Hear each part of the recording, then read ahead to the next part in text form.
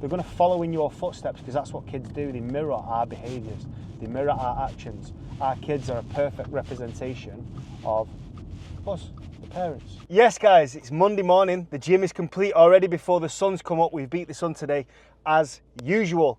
Starting the week off as we mean to go on. Last week, I sounded like a wet sock. Sound like a wet fart, man. I was tired, fatigued. I think everything just come crashing down and I was just ticking things off for the sake of it. So this week we're coming with a different energy. Powerful, forceful, ready to go. Let's get it! Too many men are living by the standards of others rather than the standards that they set for themselves.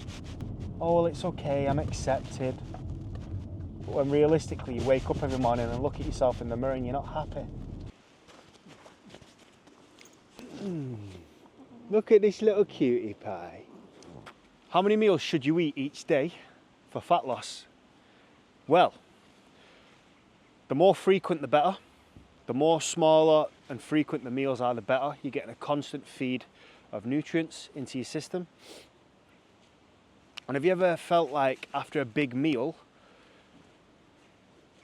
you're hungry straight after it?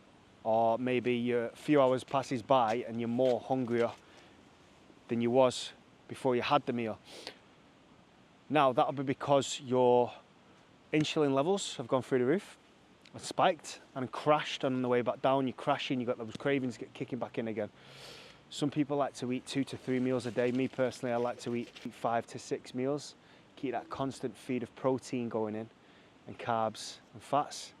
Now, if you was to have 1, 2, 3 meals and make them bigger, you're more likely to spike your insulin levels, which is going to lead to potential fat storage if you eat over your caloric requirements. If you are going to have bigger meals, make sure they fit within your macros and your calories. And be careful that you don't get used to the feeling of having such a full stomach, because if you're having 3 meals a day, that means you're probably going to go a longer period without food, because you'll probably have to cut off, you'll have to either intermittent fast in between meals, or you'll have to cut off your food earlier the day before and then start again, and then leave a longer period from the last meal of the day to the first meal of the next day. So you're probably going to have to experience some level of fasting. Now, with eating bigger meals, you've got to be careful with the insulin spikes and sticking within the calories. If you don't stick within the calories and you spike the insulin, you're going to store all that excess glycogen is going to get stored as fat. Once those muscles get topped up, they're going straight to fat stores and locked away. It makes it harder to burn off the fat. The kind of carbs you want to eat is what they call complex carbs in the fitness industry. Now, that is rice, pasta, potatoes, whole foods. They're less likely going to spike your insulin levels through the roof, potentially leading to fat storage. Insulin is a fat storing hormone. The higher the insulin is in the body, the more likely you are to store fat. Now, with frequent meals, you are keeping your insulin levels quite moderate and uniform. If you have to have bigger meals, less frequent, then your insulin is going to be up, down, up, down, up, down. It's not going to be as consistent. Whereas if you're having frequent meals but lesser calories, then you're keeping that insulin levels moderate. You're not going to be spiking it too much. You're not going to be increasing the risk of storing fat. So my personal recommendation for how many meals should you eat each day for fat loss is, I'd say 5 or 6. Now, I know everyone's not got that sort of schedule, but that's my personal recommendation. If you want to create some structure around your routine and you want to give yourself the best possible chance of losing fat, then you want to keep those insulin levels nice and low as the day goes on. You don't want to be spiking it too much. If you're having 1 meal a day, 2 meals a day, 3 meals a day, you're going to be spiking your insulin levels through the roof, potentially leading to fat storage, especially if you're going over your calories. So calories, stay under your calories, firstly, to lose fat. And secondly, you want to be focusing on keeping the insulin down, eating whole food, carbohydrates, not simple ones that are going to spike it through the roof. Mondays for most people are miserable. Mondays can be as miserable as you want them to. You've still got to get up and do shit. Whether that's work on your business, go and do your job, go to the gym. You've still got to get up and do things.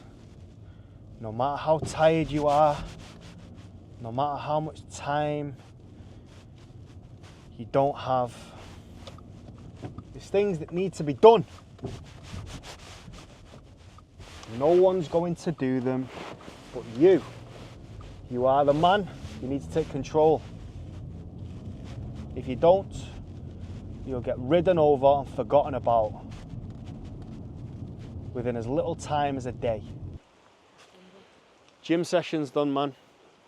Got up at 5:30. Got to the gym for 6, out for 7. Seen Caitlin off at school, taking her dogs on a nice little walk around the park. And then it's haircut time, and then check-ins. Tasty low-carb meal. Beef mince, eggs, salt, peppers, romaine lettuce, kimchi, sauerkraut, spring onion. You have to take control of what needs to be done to get you to where you want to be. Don't act on emotion. Discipline. Act on discipline. Do you accept yourself is the main question. Do you accept having man boobs? Do you accept not having the muscle you would like your physique to have? Do you accept having a big belly, being overweight, fat, lazy, bullshitting yourself, smothering your actions with excuses, skipping from burger to burger, from pint to pint, from kebab to kebab? The whole point of being a man is to provide and protect for his family and set a standard within the household that everybody lives up to for the sake of the family, to better the family unit. What example are you setting when your missus and kids if you're just fat and out of shape? You're basically telling everyone in the household that it's okay to be fat and out of shape and not appreciate yourself and not set a standard high enough for your own self.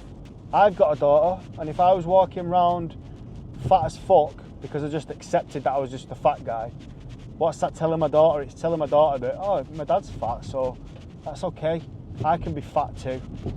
If you've given up on your body, then your kids are fucking going to give up, aren't they? Your kids are not arsed. If you've given up and accepted the identity of a fat guy, then your kids they're going to follow in your footsteps, because that's what kids do. They mirror our behaviours. They mirror our actions. Our kids are a perfect representation of us, the parents. If I go to the gym every day, look after my body, eat well, stay disciplined, and be a much more happier and fulfilled individual because I follow through on promises to myself, what's that teaching my daughter? It's teaching my daughter that hard work pays. Hard work pays over laziness. You've got to set the bar high. And you don't have to push that on your children, you just have to show them.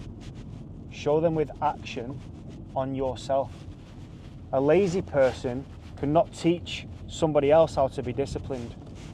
A disciplined person can by showing them, not telling them, showing them. They pick up on your actions. You ever try to tell your kid to do something and it's just combativeness, they don't want to do it? It's because you're telling your children to do something. Rather than telling them, inspire them by showing them. Simple as that. Don't forget to like this video. Don't forget to subscribe if you've made it all the way to the end. Thank you very much.